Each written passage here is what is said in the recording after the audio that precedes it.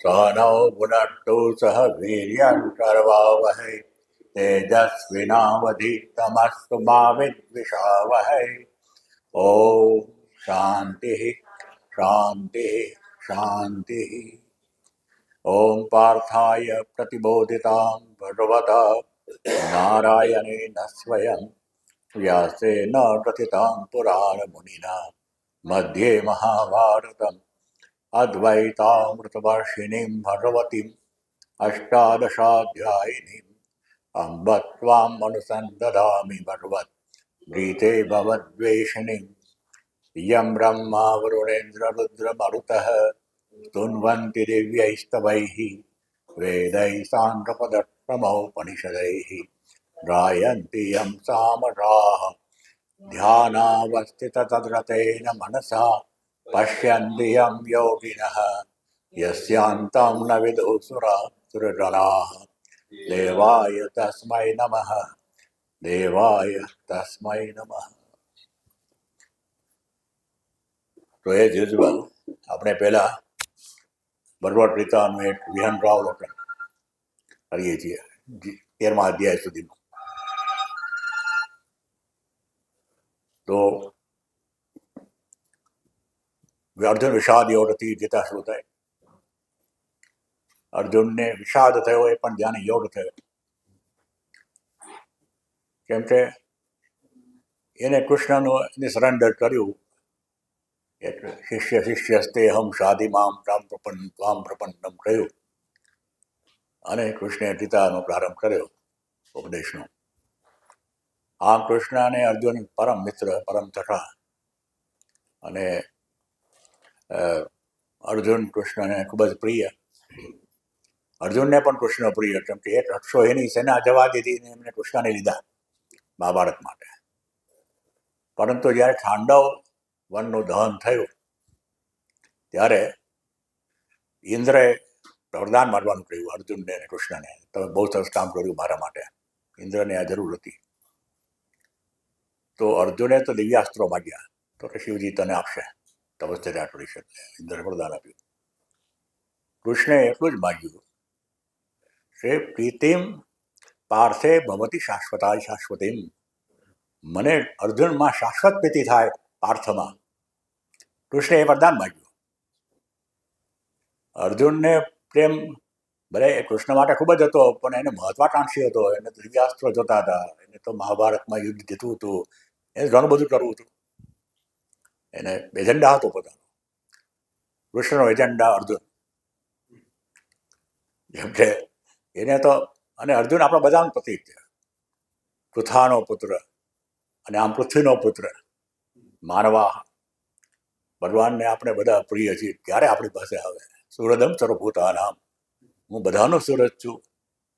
બધા મને વાલા છે અને બધાને અનહદ ધીરજપૂર્વક એ પ્રતીક્ષા કરી રહ્યો ત્યારે મારી પાસે આવે. પરંતુ જે આવે એને નો લાભ મળે. એટલે સમોહમ સર્વભૂતેષુ નમે દ્વેષ્યોસ્તિ ન પ્રિય યે ભજંતી તો મામ ભક્ત્યા મયી તે તેષરાખ્યા. ભલે આમ શિયાળાના દિવસો હોય અને તાપણું સળગતું હોય, તે નજીક આવે એની ઠંડી દૂર થાય. દૂર બેઠા રહે તો ઠંડી દૂર ન થાય. અને કૃષ્ણને ઝીલવા હોય તો સામે એને માટે ઝીલવા માટેની એક તત્પરતા જોઈએ, એ સ્વીકાર જોઈએ કે મારે શીખવું છે. અર્જુનમાં એ જલ્દી આવ્યું નહીં, કેમ કે એનો મિત્ર હતો વર્ષોથી, દંડોટિયા મિત્ર જેવો. દંડોટિયો તો નતો આવ્યો, કેમ કે દ્રૌપદી સ્વયંવરમાં પહેલી વાર મળ્યા. પરંતુ એકદમ પરમ આત્મીય હતા અને પરમ મિત્ર, સાથે સાથે ફરેલા, પાછા એની બેન સાથે લગ્ન કરેલા. એટલે આમ બધી રીતે આત્મીયતા. મહાત્મ્ય ખૂબ જ જાણતો હતો. 10મા અધ્યાયમાં પણ હજી વિશ્વરૂપ દર્શન નહોતું જોયું ત્યારે પણ એમ કીધું, પરમ બ્રહ્મ પરમ ધામ પવિત્રમ પરમ ભગવાન પુરુષમ શાશ્વતમ દિવ્યમ આદિદૈવમ અજમ વિભુમ. એ બધું આહુસ્વામ ઋષય સર્વે, બધા ઋષિઓ કહે છે. દેવર્ષિ નારદ તથા અસિતો દેવલો વ્યાસ સ્વયં થયો પ્રવિશી, મેં તમે પણ કહો છો. એ મહાત્મ્ય જાણતો હતો, પરંતુ એને પોતાનું હજી અહમ વૃત્તિ રહી નહોતી, હું પણ જાણું છું. કૃષ્ણએ સમજાવવા બેઠો હતો, આને લીધે શું થાય, યુદ્ધથી શું પરિણામો આવે. પરંતુ પછી સમજી ગયો, પોતે બોલતા બોલતા સમજી ગયો કે હું બોલું છું એમાં લોચા છે. એટલે હું કંઈ જાણતો નથી. પછી તેને જોવું પડ્યું. એ કહે છે બીજા પેલા અધ્યાયમાં કે શિષ્યસ્તેહમ કહે છે ત્યારે બીજા અધ્યાયમાં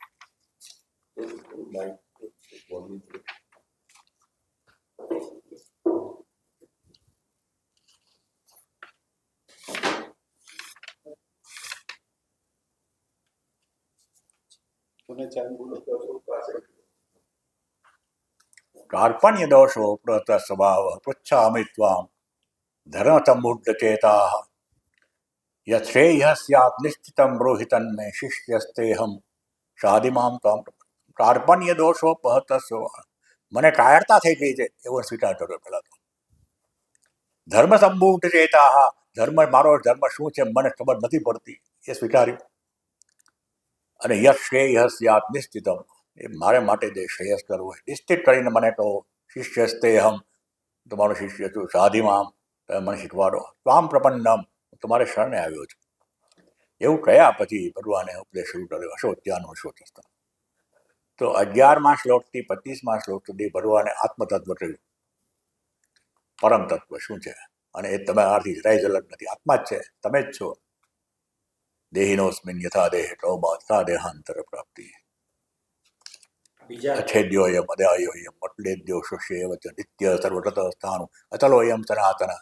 આવો પરમ તત્વ બીજા અધ્યાયમાં 11થી 25. એમાં આખું ઉપનિષદનો આત્માનું દર્શન આવી ગયું. છતાં પણ અર્જુન ઉભો ન થયો. એટલે થોડું વ્યવહારિક વાત કરી કે તને કોઈ એમ નહીં કહે કે તને કરુણાથી તું ભાગ્યો, તું એમ કહેશે કે આ તો બિચારો ડરથી ભાગ્યો, યુદ્ધ છોડી દીધું.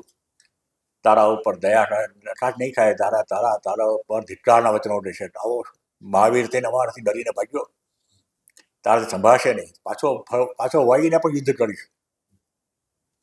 એવું બધું ઘણું કહ્યું. છતાં પણ એને જ્યારે ન થયું ત્યારે ભગવાને પછી કર્મયોગની વાત કરી.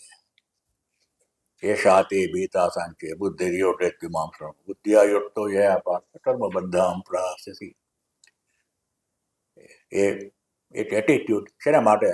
તો આત્મતત્વ જે નિરૂપણ કર્યું 11થી 25માં, એ આત્મતત્વને જો આપણે આત્મસાત કરવું હોય તો કર્મયોગ કરવો જોઈએ. કર્મયોગ કરીએ તો આપણા અંદર જે ખાંચછૂટ છે બહાર આવે. જો કર્મ કરીએ તો યોગ્ય કર્મ કરીએ, તેમ કર્મયોગ એમ કહે છે કાર્યમ કર્મ કરવાનું, યોગ્ય હોય કરવાનું, ઈશ્વરાર્પણ બુદ્ધિથી કરવાનું, ઈશ્વરની પ્રસન્નતા માટે કરવાનું. એનો અર્થ એમ કે આપણી પ્રસન્નતા માટે નહીં. તો આપણા જે લાઇક્સ એન્ડ ડિસલાઇક્સ છે, જેને લીધે આપણને અમુક કરવું ગમે, અમુક કરવું ન ગમે, પરંતુ જો એ યોગ્ય ન હોય તો પછી એને ઈશ્વરાર્પણ કરી શકાય નહીં. ઈશ્વરાર્પણ જો કર્મ કરવું હોય તો યોગ્ય કર્મ જ કરવું પડે. યોગ્ય કર્મ કરો એટલે તમારા રાગ દ્વેષને બાજુમાં મૂકવા પડે. એટલે કે રાગ દ્વેષનો તમારા પર જે દબાણ છે, પ્રેશર છે, એ ધીમે ધીમે તમારે એનાથી મુક્ત થવું પડે. કેમ કે એને વશ ન થાવ તો ધીમે ધીમે એની તાકાત ઓછી થવા માટે રાગદ્વેષ શીતલ થાય. અને કર્મયોગ તમને જેટલા રાગદ્વેષ શીતલ થાય એટલું તમારી ઉપર જે ઇમોશનલ સ્ટ્રેસ છે એ ઘટવા માંડે. તમારને શાંતિ જીવનમાં વધે. એટલે રાગદ્વેષ જ તમને દોડાદોડી કરાવે છે. એ દોડાદોડી ઘટી જાય અને તમારા જીવનમાં શાંતિ જેમ વધતી જાય એમ તમે આ જ્ઞાન માટે લાયક થતા જાઓ, જે 11થી 25ના શ્લોકમાં ભગવાને કહ્યું.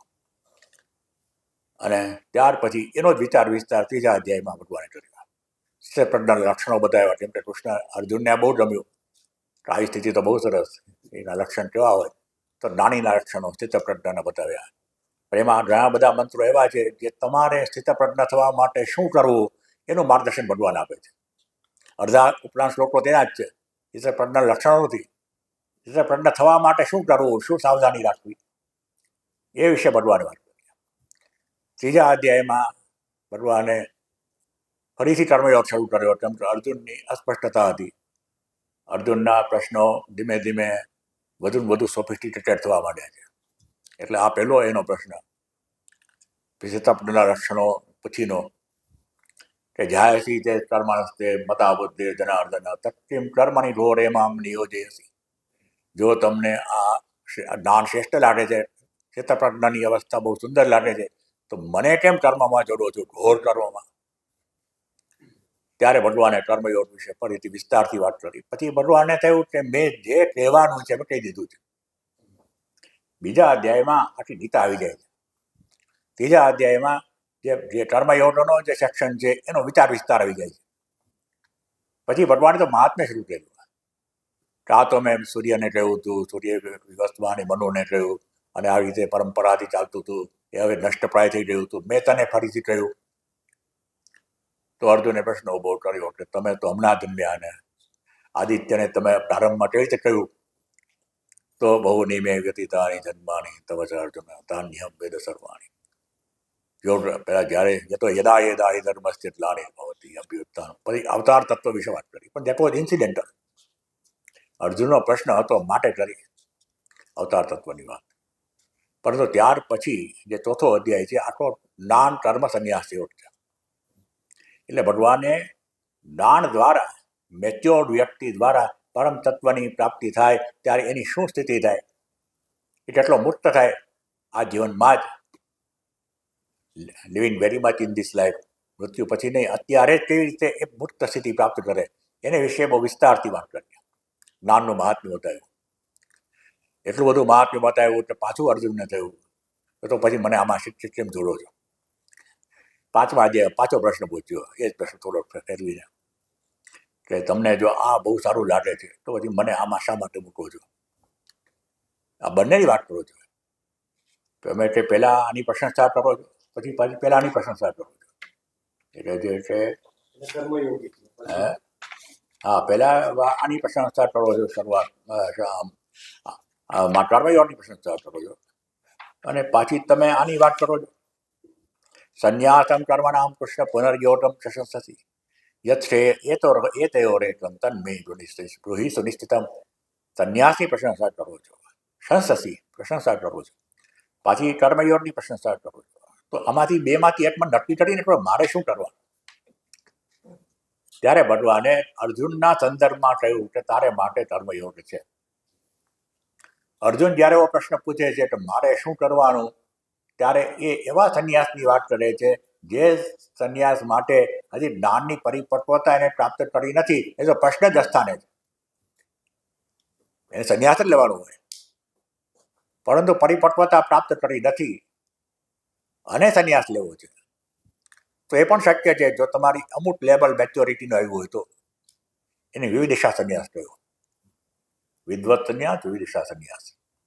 વિવિધિશા સંન્યાસ એટલે મનની એવી પરિપક્વતા થઈ છે કે અનુકૂળ પરિસ્થિતિમાં સરસ રીતે તમે એક રહો તો તમને જગતના આકર્ષણો વિશે વિચાર ન આવે.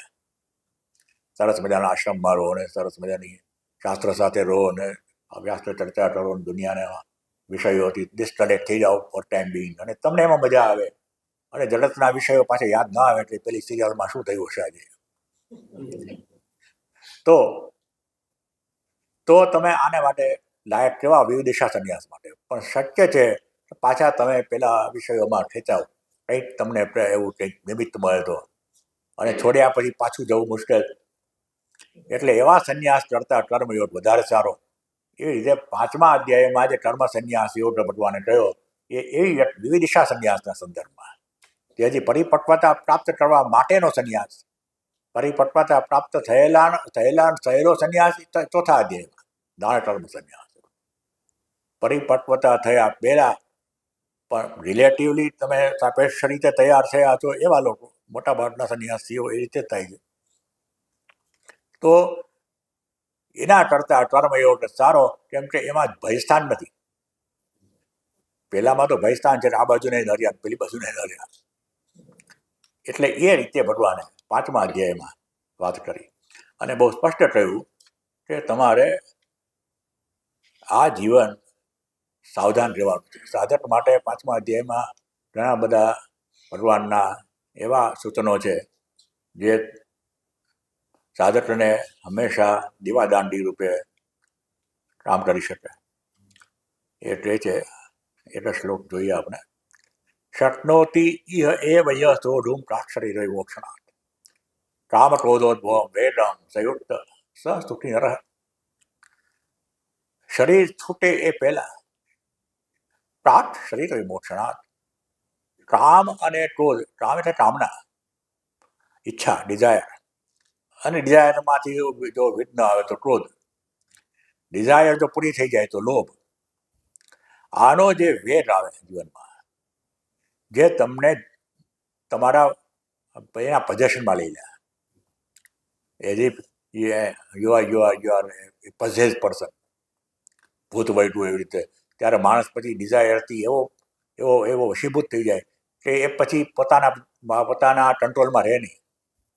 એવો જ્યારે ઊભો થાય ત્યારે એ જો ઊભો થાય છે ત્યારે જ એને જોઈ લે, એને વશ ન થાય, અને એને બરાબર ઓબ્જેક્ટિવલી એનાથી તટસ્થ રહીને, એનાથી અલર્ટ રહીને જો વશમાં લઈ શકે એને, અને પોતાના ઉપર હાવી ન થવા દે, તો સયુક્ત, તો એ જ યોગી.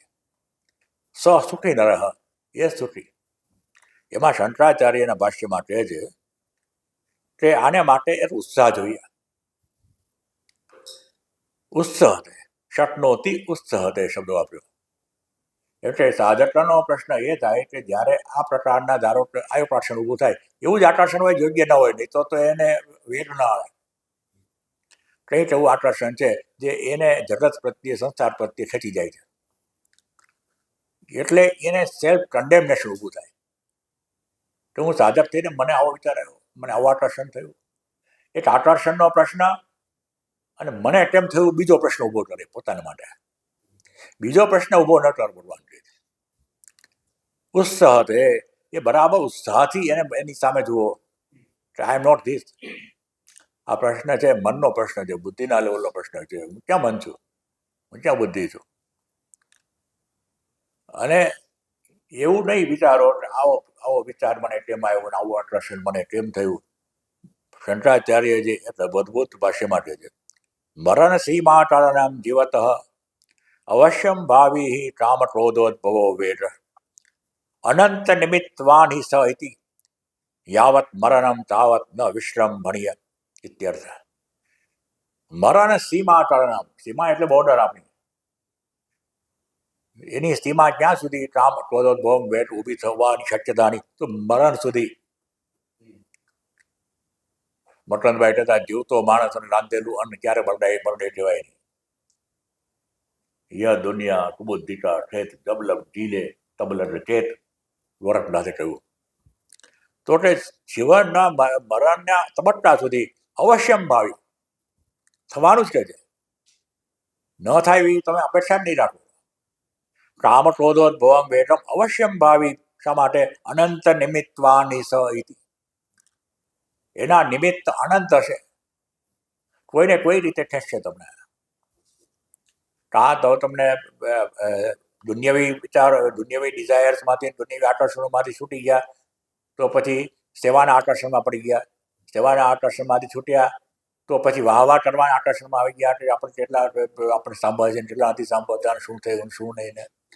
એની અંદરથી પુત્રેશના, વિત્તેશના, લોટેશના ક્યાંક ને ક્યાંક તમને એવા પકડે અનંત નિમિત્તવાની સહિતી.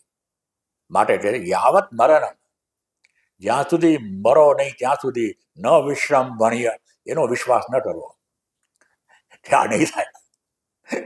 ગમે ત્યારે આકર્ષણ થશે, અયોગ્ય આકર્ષણ પણ થશે, પણ એ આપણા બુદ્ધિના લેવલ પર, મનો લેવલ જેવા ઊભું થાય એવું જ વિચારને પકડીને તમે એનો વિચાર વિસ્તાર થતા રોકી શકો, તો સયુક્ત સસુખી નર. આ એક બહુ અદ્ભુત એમની માર્ગદર્શન છે. ને પછી એ કહે છે કે આ બધા જે મેં ભગવાને જે સાધનો બતાવ્યા, કર્મયોગ, અને કર્મયોગ માટે કેવી એટીટ્યુડ રાખવાની, શું શું કરવાનું, સાવધાન રહેવાનું, એ બધા સાધનો કેવા છે? તો બહિરંગ સાધનો છે.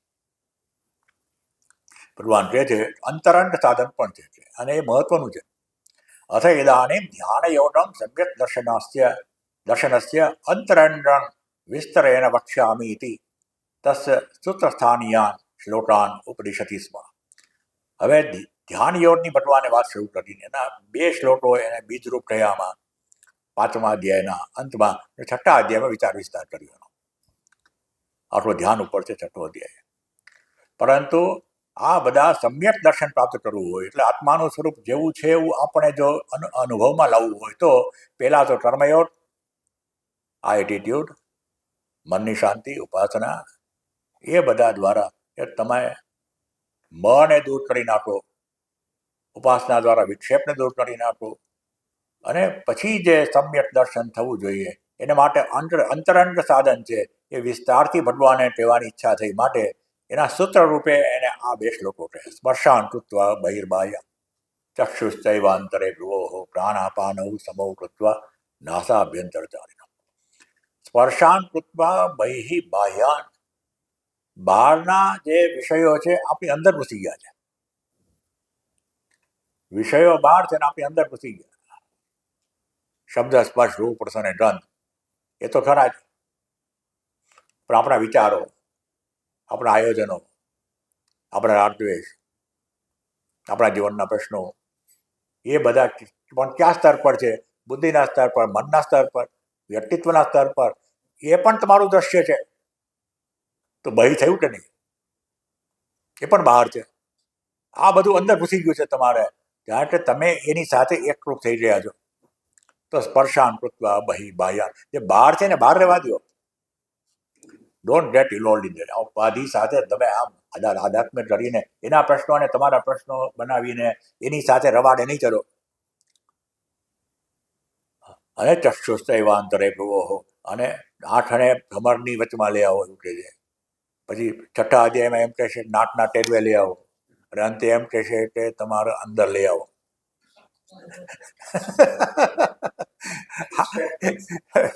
જો કે નાકના ટેરવે લઈ આવે, શંકરાચાર્ય પોતે એમ કહે છે કે ભગવાન આટે એવું નથી કહેતા નાકના ટેરવે તમે, ત્યાં બ્રહ્મા અહીં જ બેઠું, કે અહીં પણ નથી બ્રહ્મ બેઠું.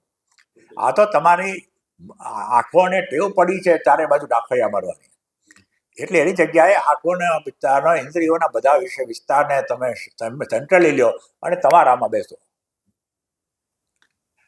આત્મસંસ્થમ મન કૃત્વા ન કિંચિદપી ચિંતયેત, કીધું ભગવાને. પોતાની અંદર મનને લઈ જાઓ, પોતાના સ્વરૂપમાં લઈ જાઓ, અને પછી બીજું ચિંતન ન કરો. તો આત્મસંસ્થમ એ કી વર્ડ છે ભગવાન. અને યતેન્દ્રિય મનો બુદ્ધિ મળી મોક્ષ પરાય વિરતેચ્છા ભય ક્રોધ યહ સદા મુક્તે વસ. પછી 6ઠ્ઠા અધ્યાયમાં ભગવાનને વિસ્તાર કર્યો. જે પેલા 6 અધ્યાય છે એ આત્માના સ્વરૂપ માટેના છે.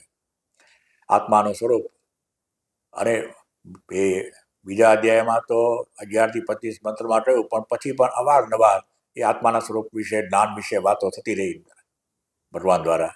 3જા અધ્યાયમાં, 4થા અધ્યાયમાં, 5મા અધ્યાયમાં, બધા અધ્યાયમાં. અને પછી એને પ્રાપ્ત કરવા માટે સાધન શું? તો આ બહિરંગ સાધન કર્મયોગ. પણ કલ્વિનેશન આવ્યું, એનું આવ્યું કર્મયોગ દ્વારા પણ જે પરિપક્વ થઈ ગયો, જેને રાગદ્વેષ લગભગ ધોવાઈ ગયા, જેનું એટલે મન એકાગ્ર થવા માટે બરાબર તૈયાર છે, એને પછી આ અંતરંગ સાધન કરવું પડે. 6ઠ્ઠા અધ્યાયનું એ ધ્યાન યોગ. ધ્યાનમાં કેવી રીતે બેસવું, ક્યાં બેસવું, એ બધી ભગવાને એટલી વિસ્તારથી વાત કરી. શાસન કેવું હોવું જોઈએ, સ્થળ કેવું હોવું જોઈએ, મનની સ્થિતિ કેવી હોવી જોઈએ, પણ મન બહાર દોડે ત્યારે શું કરવાનું, અંદર આવે ત્યારે શું કરવાનું. સંકલ્પ પ્રભવાન કામાન ત્યક્ત્વા સર્વાન અશેષત મનસૈવેન્દ્રિય ગ્રામ વિનિયમ અનાશ્રિત કર્મફલમ. આપણે જાણે આશ્રિત થઈ ગયા કર્મફળના, એમાંથી જે છૂટે એ આ ધ્યાન યોગ માટે લાયક બને. યથા દીપો નિવાતસ્તો નૈમ્રતે સોપમા સ્મૃતા યોગીનો ચિત્તસ્ય યુંજતો યત્મય યોગમાત્મના. એવી રીતે દીવો હોય અને એકાંતમાં બહતો હોય તો ક્યાંયથી પવન આવે એમ ન હોય, કેવો આમ સીધો થઈ જાય. એવી રીતે તમારું મન એકદમ પરમ તત્વ સાથે લાગી જાય ત્યારે યોગી બરાબર એની સાથે એકરૂપ થયો એવું કહેવાય.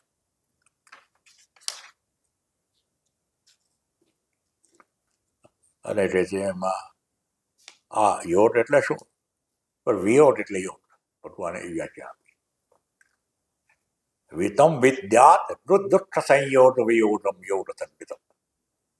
આપણે દુઃખની સાથે સંયોગ થઈ રહ્યો છે, દુઃખની સાથે જોડાઈ ગયા છીએ આપણે, અને we are in love with our pains our સોરોઝ.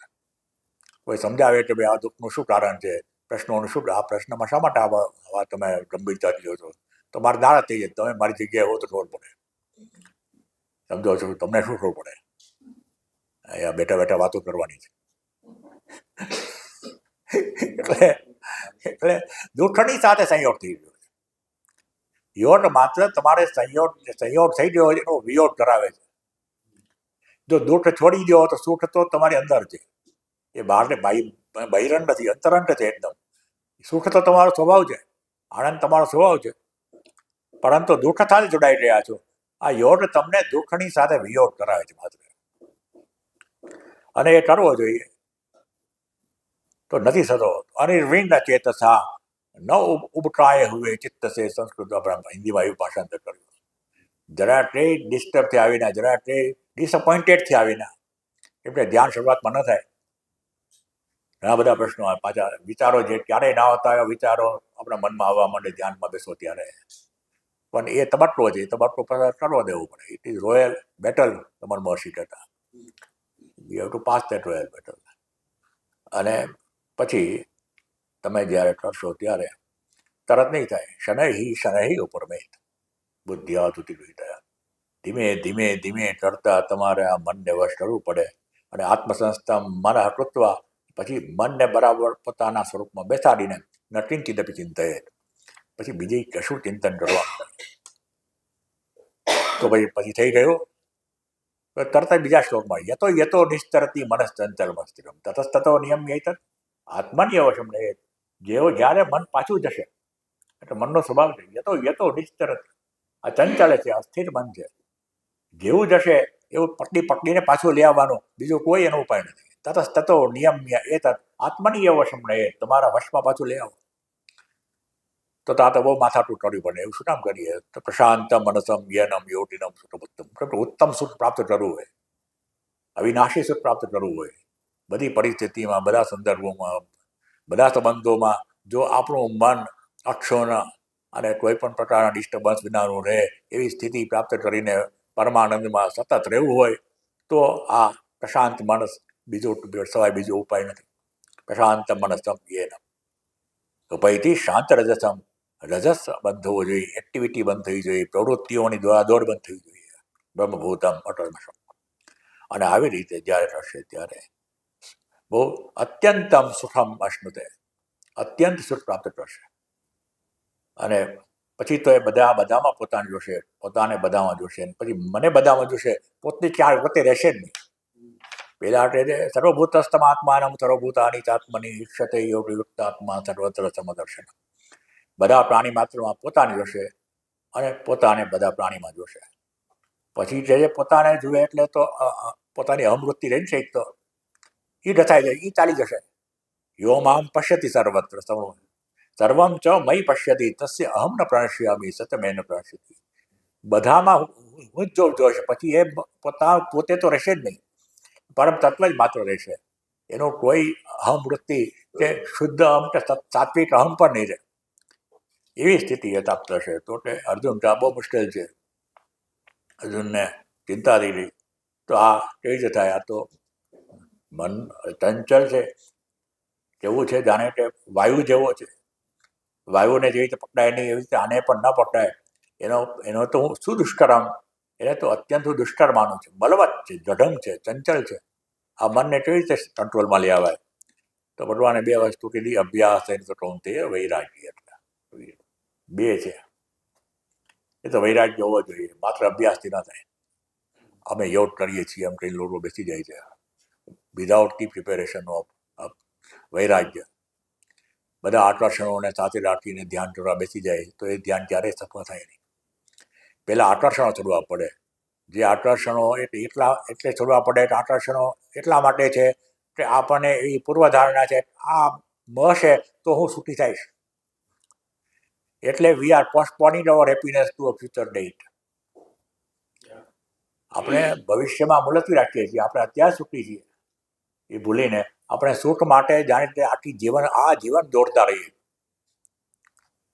એટલે વૈરાગ્ય થવો જોઈએ. વૈરાગ્ય ક્યારે થાય? જ્યારે આ સંસારના સુખોમાં જરાય માલ નથી ખબર પડે ત્યારે. પરિશ્યલોટાન ધર્મચિતાન બ્રાહ્મણ નિર્વેદ માયા આપણે મંડળ ઉપનિષદમાં આવશે. અને પછી અભ્યાસ કરવો પડે, ધ્યાન યોગ કરવો પડે. માત્ર વૈરાગ્યથી પણ ન થાય. વૈરાગ્ય આવ્યા પછી પણ તમારે તમારા સ્વરૂપને અંદર પ્રાપ્ત કરવા માટે ધ્યાનમાં બેસવું જ પડે. એનો કોઈ વિકલ્પ નથી. એકવાર પલોઠીભાઈને બેસવું પડે, પલોઠીભાઈને ખુરશી પર બેસવું પડે, કાંઈ વાંધો નહીં, પણ બેસવું પડે અને પોતાના મનને પરમ શાંત બનાવવાનો પ્રયત્ન કરવો પડે. અને પછી પોતે શું છે એ વિશે ચિંતન કરવું પડે. ખરેખર આ શરીર મન બુદ્ધિ હું છું ખરો, એ વિશે ઊંડા ઉતરીને હું કોણ છું એની તપાસ કરવી પડે. એ અભ્યાસ અને વૈરાગ્ય હશે તો આ ચોક્કસ કંટ્રોલમાં આવશે. ભગવાને ત્યાં શબ્દ વાપર્યો મહાબાહો. તું તો મહાબાહો છો, મહાવીર છો. ના પણ ગભરાઈ ગયો મન સાથે યુદ્ધ કરવામાં. અને અસંયતા આત્માના હશે તો હું કહું છું કે દુષ્પ્રાપ છે. એ શક્ય છે, પણ શક્યો અવાપ્તો ઉપાયત. આ ઉપાય કરશો અભ્યાસ અને વૈરાગ્યના તો ચોક્કસ એ પ્રાપ્ત થશે. આ મન ઉપર કંટ્રોલ આવશે જ. ત્યારે અર્જુનની ચિંતા થઈ કે જો કંટ્રોલ ના આવ્યો તો શું થશે? આ જીવનમાં બથોબથ કરી મન સાથે કંટ્રોલમાં આવ્યું નહીં અને શરીર પડી ગયું. આ જીવનમાં મજા કંઈ મળી નહીં. અને પછી શું થશે તો ખબર નથી. તો એ માણસ તો બિચારો અહીંથી પણ રહ્યો, ત્યાંથી પણ રહ્યો. છિન્ન બ્રહ્મ ઇવ નશ્યતિ. ત્યાં માટે પેલો આદવ છિન્ન ભિન્ન થઈ ગયું, ક્યાંય દેખાયું નહીં. એ રીતે બંને બાજુથી રવડી પડ્યો હતો. એનું શું થાય? ત્યારે ભગવાને કહ્યું, ભગવાને પહેલી ને છેલ્લી વાર આમાં અર્જુન માટે તાત શબ્દ આપ્યો, પિતા અથવા તો પુત્ર. ગણપતિ મુનિને નયન કહેતા ભગવાન રમણમાં નયનનો અર્થ પિતા પણ થાય ને પુત્ર પણ થાય. એટલે નયન કહે ત્યારે ગણપતિ મુનિ પુત્રના સંદર્ભમાં સમજે, આ પિતાના સંદર્ભમાં સમજે. બે વચ્ચે સમજૂતી થઈ ગઈ. એટલે મોટા હતા પાછા રમણથી. તો આ તાત શબ્દ ભગવાનનો પ્રેમ ઉભરાઈ આવ્યો. નહીં કલ્યાણ કશ્ચિત દુર્ગતિમ તાત રચિત. એનો દુર્ગતિ તો થાય જ નહીં. જો એનામાં બે રીતે એ અટકી પડે, ત્યાં તો એવી રીતે અટકી પડે કે એને પરમ તત્વ સાથે પોતાની એક રૂપતા સુધી પહોંચી શક્યો નહીં. એ સવિકલ્પ સમાધિ સુધી રહ્યો. નિર્વિકલ્પ સમાધિ, સહજ સમાધિ, એ સ્થિતિ પર પહોંચવાને હતી બહાર હતી અને એને દેહ છોડી દીધો. એક પરિસ્થિતિ. બીજી પરિસ્થિતિ એવી કે એને યોગાભ્યાસ કરતો હતો અને વિષયોનું આકર્ષણ થયું અને માટે યોગાભ્યાસમાં સ્થિરતા મનની રહી નહીં. વિષયોનું ચિંતન વચમાં ઘૂસવા માંડ્યું અને દેહ પડી ગયો. જો વિષયોનું ચિંતન રસવા માંડ્યું, બિચારાએ બહુ મહેનત કરી છતાં પણ મનને કંટ્રોલમાં કરી શક્યો નહીં, તો પછી પ્રાપ્ય પુણ્ય કૃતામ લોટાન ઉષિત્વા શાશ્વતી સમાહ શ્રુતિનામ શ્રીમતામ ગૃહે યોગ પ્રશ્નો બીજા હતા. તો તે પુણ્ય કૃતો સ્વર્ગલોક એમાં શાશ્વત સમય સુધી રહેશે અને બધી મજા માણશે. જે એને મન ખેંચતું હતું, જે મન જેને જે વિષયોના આકર્ષણમાં, એ વિષયો કરતા અત્યંત ઉત્કૃષ્ટ વિષયો, પણ આ શબ્દ સ્પર્શ રૂપ પ્રસંગ ગંદા જ હોય, એને ઉત્તમ લોકમાં પ્રાપ્ત થશે. અને પછી જન્મ લેશે તો પાછો શુચિનામ શ્રીમતામ રહે. પવિત્ર શ્રીમંતોને ત્યાં જે લોકો વેલ્યુ સાથે જીવે છે એવા પણ શ્રીમંત લોકો, કેમ કે એને વિષયો પ્રત્યે આકર્ષણ છે હજી, માટે એને બધી પરિસ્થિતિ મળી જાય. સ્વિટ્ઝરલેન્ડમાં જવું હોય તો જવાય, 5 સ્ટાર હોટલમાં રહેવાય, એને બધું થાય, ક્લબમાં જવાય. એટલે શુચિનામ શ્રીમતામ રહે એ જન્મ. પણ પેલો જે હજી સહજ સુધી સમાધિ સુધી પહોંચ્યો નથી, પણ નિર્વિકલ્પ સમાધિ અને પેલી સવિકલ્પ સમાધિની વચ્ચે રહે છે, અથવા યોગીનામ, અથવા છે શબ્દ ઓલ્ટરનેટિવ. એટલે આની જગ્યાએ આ, અથવા યોગીનામ એવ કુલે ભવતી ધીમતા, અથવા તો બુદ્ધિમાન એટલે સાચી બુદ્ધિ પરમ તત્વનું જેમાં જેના બુદ્ધિમાં પ્રકાશ છે એવા યોગીઓને ત્યાં ટોમાં એ જન્મ લેશે. આ ત્યાંથી દુર્લભ તરફ પેલો તો મળી જાય જન્મ, પણ આ યોગીના કુળમાં જન્મ મળવો, સ્થિતિ પામેલી વ્યક્તિના કુટુંબમાં જન્મ મળવો, એટલે દુર્લભ આ પ્રકારનો જન્મ. અને એ યોગી કેવો હોય તો કહે છે એતદી જન્મ યત દરિદ્રાણામ યોગીનામ કુલે દુર્લભતરમ. એ દરિદ્ર જ હોય, શુચિનામ શ્રીમતામ ન હોય. કેમ કે એને ક્યારેય પૈસા માટે, લોભ માટે કે આ ધન સંપત્તિ માટે આકર્ષણ થયું ન હોય, એવો યોગી હોય, એના કુટુંબમાં જન્મ લે. કેમ કે જો સમૃદ્ધ કુટુંબમાં જન્મ લીધો તો તમારા વિષયોના આકર્ષણો માટે પૂરેપૂરી એમાં તક રહેવાની. મન ડિસ્ટ્રેક્ટ થઈ જાય એના માટેના બધા સાધનો ત્યાં રહેવાના. પણ યોગીના કુળમાં જન્મ લીધો અને એવી સરસ વાતાવરણ મળ્યું, ભક્તિનું ને દાનનું ને વૈરાગ્યનું ને, અને પાછું પૈસા છે નહીં કે બીજા પૈસા બધાય, અને વાતાવરણ એવું છે, આકર્ષણ પણ બધાય. એટલે તો એમાં દરિદ્રના ત્યાં જન્મ લે, અને ત્યાં એને પૂર્વનો પાછો બુદ્ધિ સંયોગ આવે અને ફરીથી પ્રયત્ન કરે અને પરમ તત્વને પ્રાપ્ત કરે. બહુનામ જન્મનામ અંતે જ્ઞાનવાન મામ પ્રપદ્યતે વાસુદેવ સર્વમિતિ. એ પછી પ્રાપ્ત કરે એને. એ છઠ્ઠો અધ્યાય. સાતમા અધ્યાય 1 થી 6 અધ્યાયમાં ભગવાને આત્મ સ્વરૂપની વાત કરી, આત્મ સ્વરૂપ માટે કર્મયોગ દ્વારા પરિપક્વતા પ્રાપ્ત કરવાની વાત કરી, અને પછી આ બહિરંગ સાધન ઉપરાંત અંતરંગ સાધન ધ્યાન યોગ વિશે વિસ્તારથી વાત કરી. પછી જે ઉપાસના કરે છે, ઉપાસના પરમ તત્વની ઉપાસના કરે, એ સગુણ બ્રહ્મ તરીકે કરે, નિર્ગુણ બ્રહ્મ તરીકે, પોતાના સ્વરૂપ તરીકે ઉપાસના કરે, એ પણ ઉપાસના જ છે.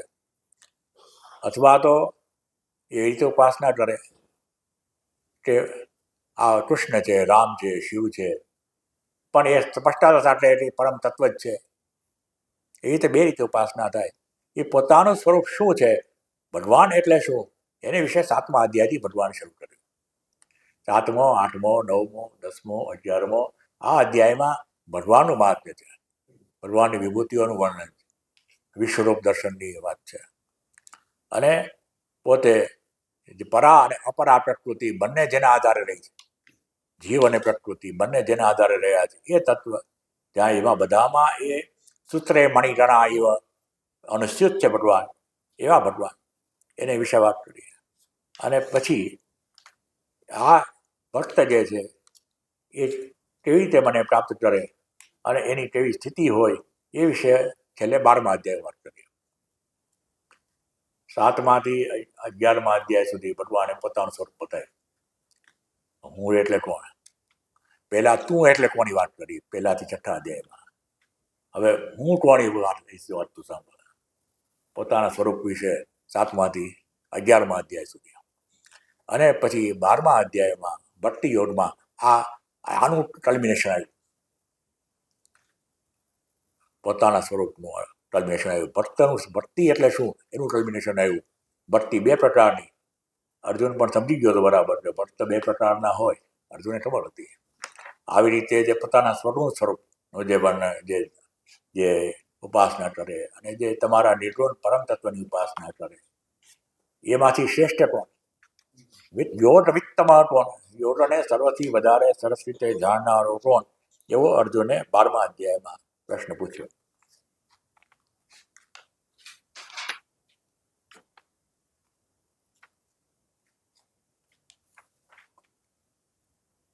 एवं सतत युक्ता ये भक्ता स्वाम पर्युपासते ये च अपि अक्षरम अव्यक्तम तेषाम ते योगतमा. આવી રીતે તમારી સાથે સતત જોડાયેલા રહીને જે પરમ તત્વ તરીકે, પરંતુ ભગવાન સગુણ ઉપાસના કરે છે, અને જે તમારા અવ્યક્ત અક્ષર સ્વરૂપની, અનંત સ્વરૂપની પરમ તત્વ તરીકે ઉપાસના કરે છે, એમાંથી યોગને સર્વશ્રેષ્ઠ જાણનારા કોણ, તો ભગવાને એ યોગ વિત્તમાં બાજુમાં મૂકી દીધો. ભગવાને કહ્યું કે મારામાં મન પરોવીને નિત્ય યુક્તા, મારામાં નિત્ય જોડાયેલા રહીને જે શ્રદ્ધાથી, પરમ શ્રદ્ધાથી મને ઉપાસે છે, એ મારી સાથે સર્વશ્રેષ્ઠ રીતે જોડાયેલા છે. જોડાયેલા છે એનો અર્થ એમ કે 2 છે.